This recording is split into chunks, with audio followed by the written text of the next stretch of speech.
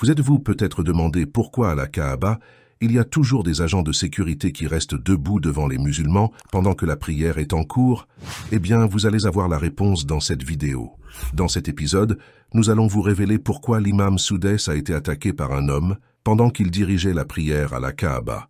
Nous vous présenterons également l'extrait du discours puissant qu'un autre imam de la Kaaba a prononcé lors d'un sermon du vendredi et qui a fâché les autorités saoudiennes jusqu'à lui coûter 10 ans de prison. Assalamu alaikum, bienvenue sur Vérité Din. Frères et sœurs, nous vivons à une époque où l'islamophobie a atteint le sommet. Ces dernières années, les imams de la Kaaba ont été confrontés à des actes de violence, y compris des attaques physiques. En mars 2021, un homme a été arrêté pour avoir brandi un couteau en se dirigeant vers l'imam qui présentait le sermon du vendredi. Plus tôt, en octobre 2020, un autre homme roulant à grande vitesse avait enfoncé les portes de la grande mosquée et a de nouveau été arrêté sans qu'il ait causé de grands dégâts. Ce n'est pas tout. Le principal imam de la Kaaba, Abdurrahman al-Soudaïs, a également été confronté à un tel incident perpétré par un mécréant. Ce fut un incident horrible et cauchemardesque pour la Oumma musulmane.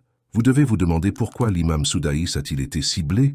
Eh bien, vous le découvrirez maintenant. Mais avant cela, qui est l'imam Soudaïs?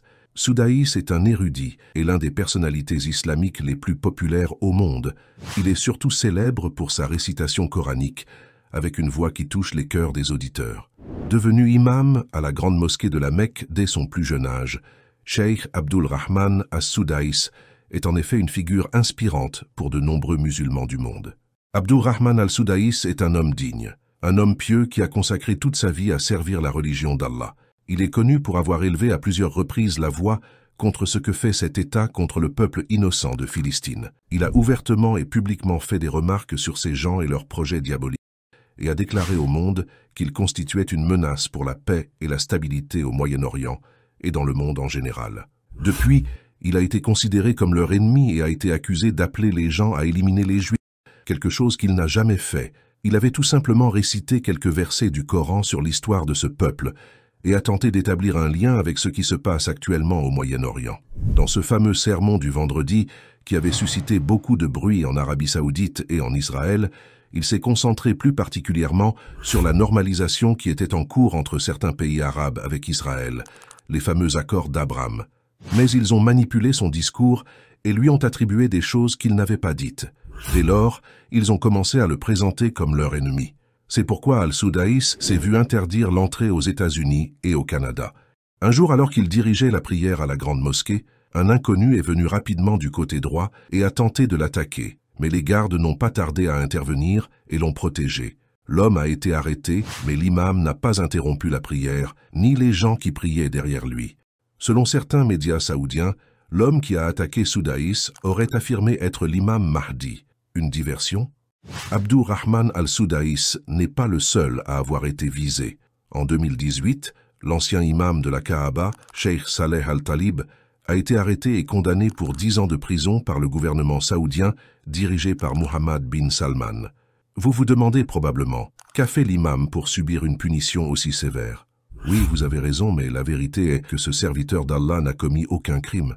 Il a été arrêté parce qu'il avait prononcé un sermon critiquant la politique du gouvernement saoudien qui s'éloigne de plus en plus des enseignements de l'islam.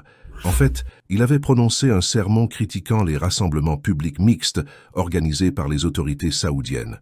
Il parlait des concerts et événements de loisirs qui sont devenus monnaie courante en Arabie Saoudite, où des chanteurs occidentaux viennent performer dans le pays. Ces concerts financés et organisés par les autorités s'écartent des normes culturelles et religieuses. Voici ce qu'il a dit dans son sermon du vendredi et qui lui a coûté 10 ans de prison.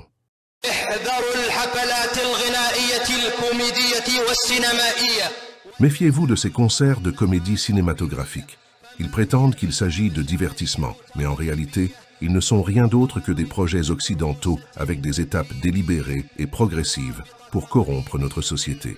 Ces divertissements n'ont d'autres objectifs que de promouvoir l'intimité et la mixité entre les hommes et les femmes à travers la danse. Ce n'est qu'une honte et un mauvais présage pour le pays. Vous dépensez illégalement l'argent du peuple dans vos programmes frivoles qui n'ont aucun bénéfice pour les gens. Dépensez-le, mais sachez que ce sera un regret pour vous et tôt ou tard vous serez vaincu. Oui, vous serez vaincu dans la bataille des valeurs et de la morale. Une société qui reste ferme dans sa religion vous battra, peu importe à quel point elle est faible. Vos programmes seront vaincus par les séances de mémorisation du Coran contre lesquelles vous luttez. Les hauts minarets de nos mosquées qui résonnent « Dieu est grand 5 fois jour et nuit » vous vaincront.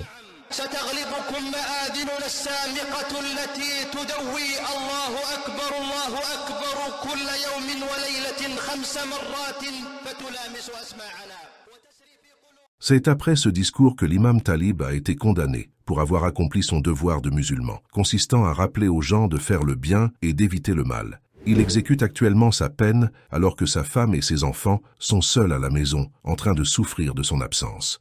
Les autorités saoudiennes sont connues pour emprisonner régulièrement des militants, des journalistes et des prédicateurs sans raison claire. Des dizaines de prédicateurs ont été arrêtés depuis 2017, dont certains qui appelaient à la réconciliation avec les États du Golfe lorsque l'Arabie saoudite orchestrait un siège contre le Qatar voisin. Beaucoup de ces religieux sont encore en prison aujourd'hui. En 2022, les autorités saoudiennes ont condamné la doctorante Salma al-Shehab à 34 ans de prison pour des tweets critiques à l'égard du gouvernement saoudien.